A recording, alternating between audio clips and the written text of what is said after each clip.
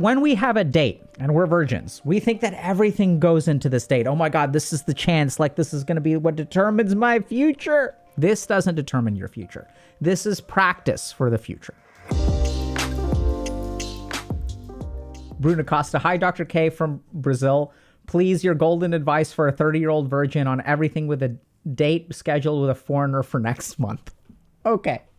So what should you do if you're a 30-year-old virgin who is having their first date? Okay, so here's Dr. K's guide to if you're a virgin who's dating for the first time, what to do. You've got 30 days. The first thing is you got to feel comfortable in your own body. So this is what is to be understood. When we are dating and we are inexperienced and we're virgins, our main enemy is the virgin inside you. That is what you're trying to conquer.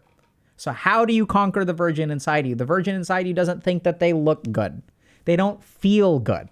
They're stressed out. They lack confidence. So the first thing you've got to do is feel good in your own body. Now, you may not be able to do that in 30 days, but let's get started. So in 30 days, you will be able to see at least some kind of change in your physical body if you start exercising today, if you start stretching today. We want you to literally feel good in your own body. And then what we really want you to pay attention to is whatever progress you can make in 30 days. That's the goal. And in terms of the stakes, oh, but what if I procrastinate? What if I do this? What if I do this? Remember, the goal here is that you want to feel as good as you can in 30 days and the clock is ticking. So feeling good in your body can be exercising, can also be things like mind-body practices, like yoga and Tai Chi. When your ass gets up out of the chair and you feel grown and clunky and sore and stiff, that doesn't feel good. So when your body is rusty, your mind will be rusty, okay? So you gotta exercise or do your mind-body practices, whatever, something to feel good. You can go for a walk. That's totally fine. You can walk for 30 days and that'll be good enough. Go for a 1 hour walk for 30 days. A second part of that is oftentimes upgrading your physical appearance in whatever way you can. So get a nice haircut, get some advice from people, maybe get some new clothing, really pay attention to your wardrobe, consider shaving, right? So like get some advice. This is like, I think, okay, there's this, thing of looks maxing that everybody's doing nowadays. I think some of it's kind of body dysmorphia in disguise, but some of it's like pretty good. Hey y'all, if you're interested in applying some of the principles that we share to actually create change in your life, check out Dr. K's Guide to Mental Health. It combines over 2 decades of my experience of both being a monk and a psychiatrist and distills all of the most important things I've learned into a choose your own adventure format. So check out the link in the bio and start your journey today. Second thing is that when we have a date and we're virgins, we think that everything goes into this date. Oh my God, this is the chance. Like, this is going to be what determines my future. This doesn't determine your future. This is practice for the future. So every date that you go on is not about succeeding at the date or failing at the date. Every date you go on is to prepare you and level up for the next date. That's frame of mind change number 2. Because when you've been hungry for so long and someone finally gives you food, oh my God, I need to eat it. No, slow it down. Everything is about leveling up for the future. That's what this date is. And the third thing that I would strongly recommend is that you try to attach no outcomes to this date. Don't try to get laid. Don't even try to get a second date or anything like that. Try to have a good time. So this is the way that I want y'all to think about dating. So in my life, I can be with someone, with a lot of people, with one person, with no people. You can pick whatever. And so you're going on a date to try to get to know someone, appreciate them for who they are, and see if you have some kind of natural inclination towards them. See if y'all can vibe together or not. It's a vibe check. That's what a date is. So it's not about an outcome, it's about an experience. So go there with the attitude of not, I need to impress this person and this person needs to like me or anything like that. Don't let all that stuff go. You're going to show up as yourself. They're going to show up as themselves. You're going to be a polished version of you, right? So you want to make it enjoyable for them as well.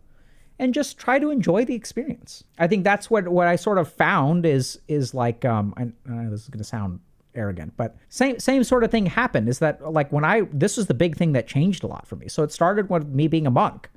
So I was like, okay, I'm going to be a monk. So now that I'm hanging out with girls, like there's no semblance of any kind of romantic anything. It's not an option. It's off the table. So I can relax and I can just have a good time, right? Let's just go hang out. Let's go to lunch somewhere. Hey, are you done? We're done with lunch. Do you want to like go do something else? Like, let's go for a hike. And then you end up hanging out with people and they wind up being a little bit more attracted to you. And then when I was in med school, Contrary to popular belief, it's not like everyone salivates over doctors. It doesn't fix everything immediately. We're not even doctors yet. We're med students. Same sort of attitude.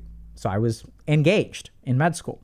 So I was like, all right, there's no, like, everyone else is like, oh my God, like who are the hot singles? Like, let's like, oh my God, let's go. But I was like, yeah, I'm not going to play that game. So instead, when I hung out with people, it's just, let's have fun. And then sometimes there's attraction that sparks.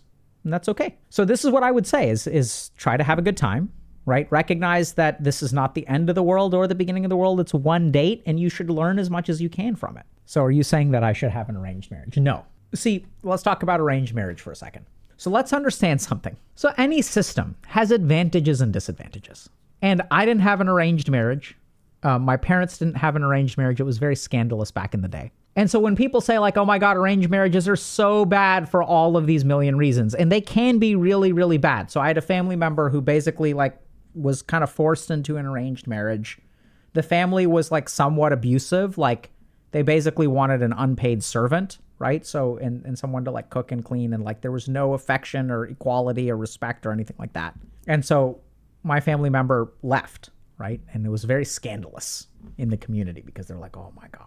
Now she's like damaged goods. Oh my God. They would say all these kinds of things. And so we can look at the evils of arranged marriage in that way, and they can be very evil, right? And also there's a reason why we used to do it. And the one thing that we forget about arranged marriage is that what we look for in a partner may not be what leads to a successful marriage. So here we are looking for what we want.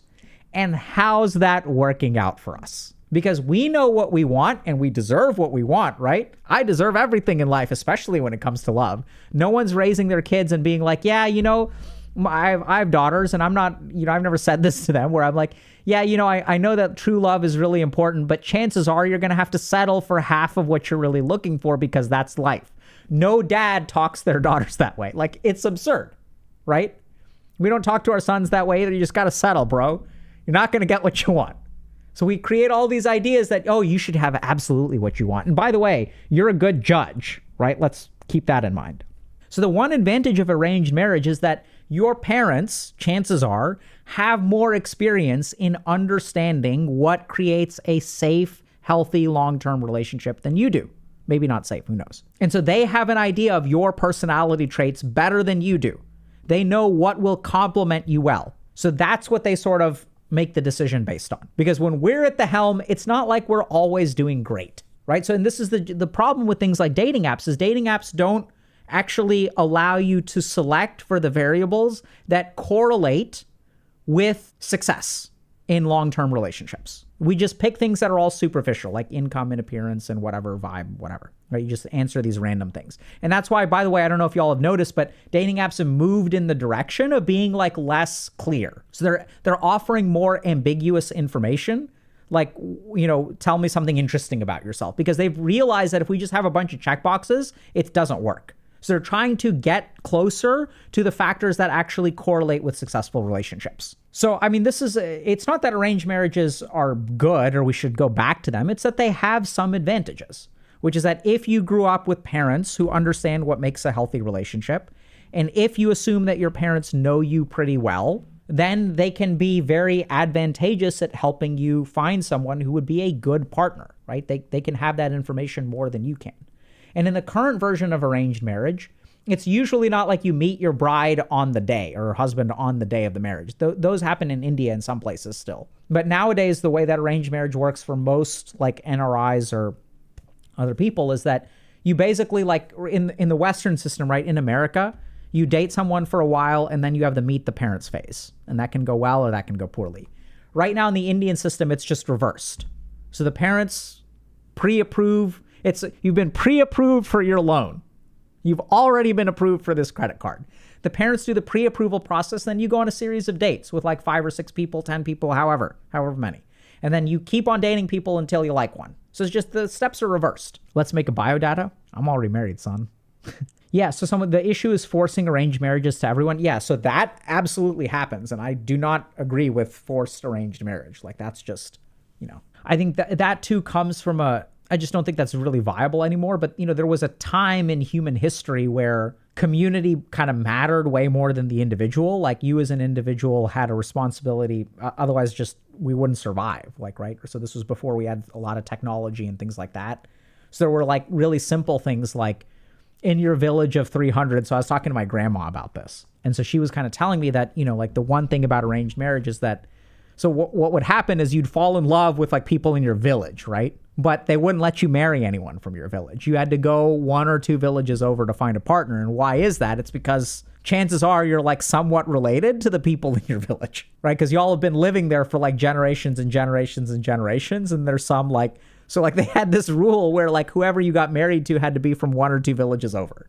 That was really the only rule. They just won't let you. And who do you fall in love with? You never meet these people because you don't, you know, the village over is like 20 miles away, which is like a day's travel or something like that. So there were reasons why people had these kinds of rules, and it was just a whole different world.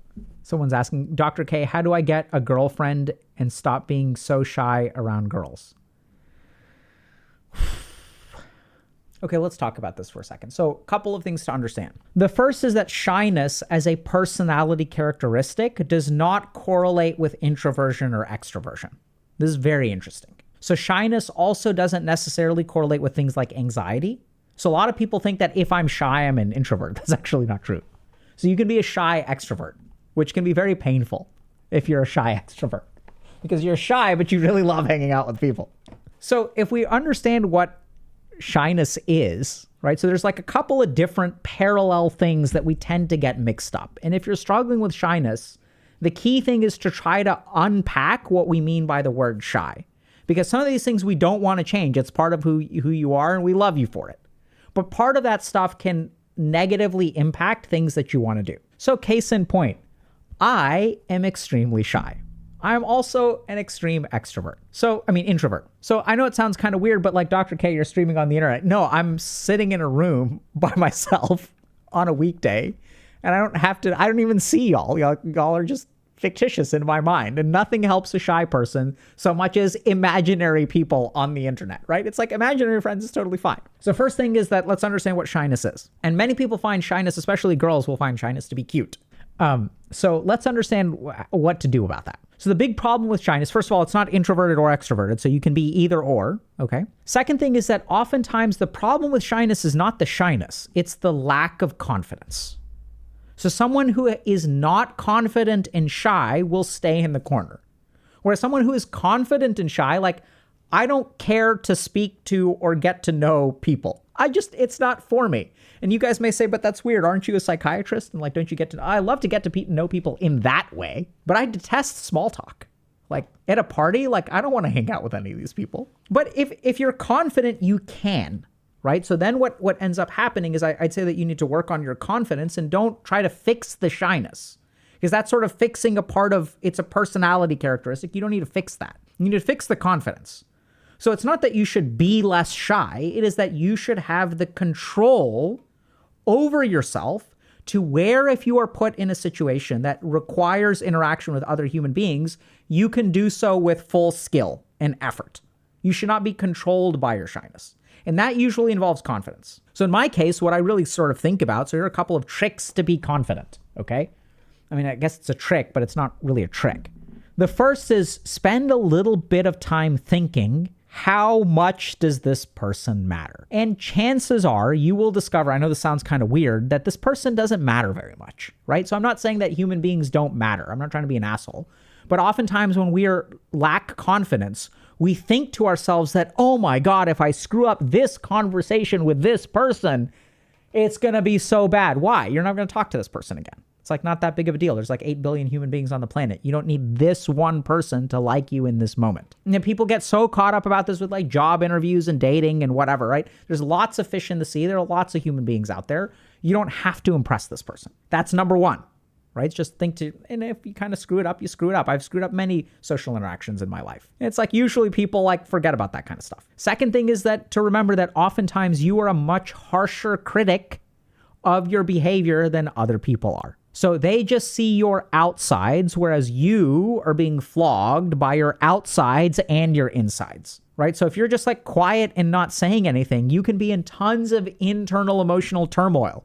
Like, oh my God, like I had something to say. Should I jump in? Is it my turn to speak because they seem to be talking and I have something good to contribute? But then like 60 or 90 seconds go by and they've started to move on to something else.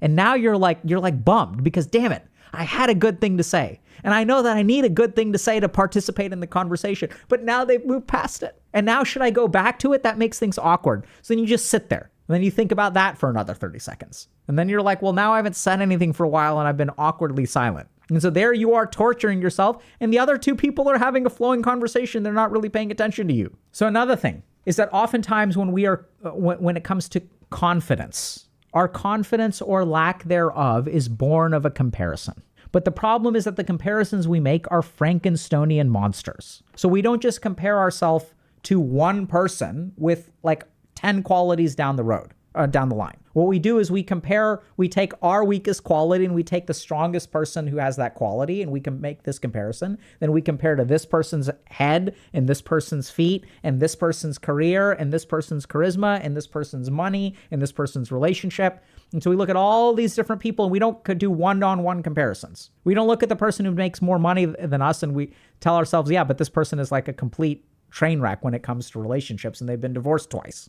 We don't think that way. So when it comes to a lack of confidence, be very careful about comparison. And ideally, don't compare at all. You are you. And let other people accept you or reject you based on that. And the last thing is if you are deficient in some way, improve upon it, right? But you don't need other people's comparisons to show you that you can be better. You can always be better. And that's what you should lean into. And generally speaking, once you develop confidence and you are shy, then that tends to solve the problem. Because then you can go and you're still shy, but you can interact with people when you need to. Hey, Dr. K, how do I get my kid to put down the game without it being a fight every single time? The problem with gaming is that it tricks our brain into being a substitute for life. Once we start to get our psychological needs met through the game, that's when we become addicted. How to Raise a Healthy Gamer combines the latest in neuroscience research along with a decade of clinical practice. Check it out anywhere books are sold.